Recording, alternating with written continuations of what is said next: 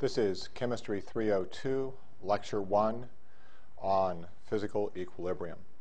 Before I begin an introduction to physical equilibrium, I'd like to start with an introduction to the Chemistry 302 course.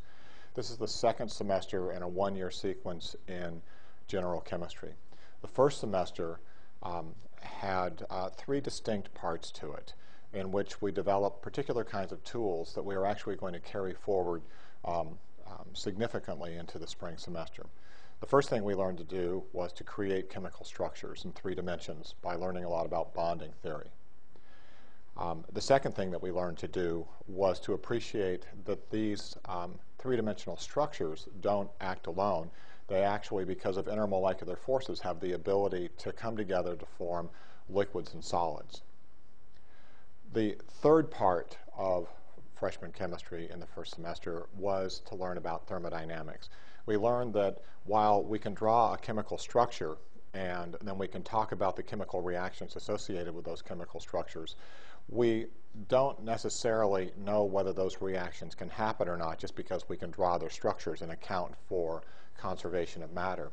What really drives whether a reaction will happen or not is based upon thermodynamic ideas. So the last third of the first semester was spent developing thermodynamics. And in developing thermodynamics, we learned not just about conservation of energy and the first law, we also learned that what drives a reaction actually happening is whether or not the entropy of the universe is increasing. It's kind of interesting to think about it, but it will turn out that in the second semester, 2/3 of the course has to do with a word called equilibrium.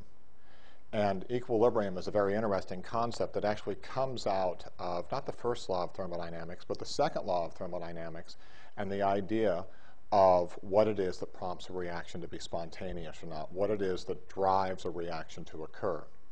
So as we leave the first semester of freshman chemistry, we leave with the ability to draw chemical structures. We leave with an appreciation for what gases and liquids and solids are and how they come to be. And in many ways, most importantly, we leave with an understanding of thermodynamics, an understanding of the change in energy of a system and the impact that has on our ability to understand whether or not processes, chemical or physical processes, actually occur.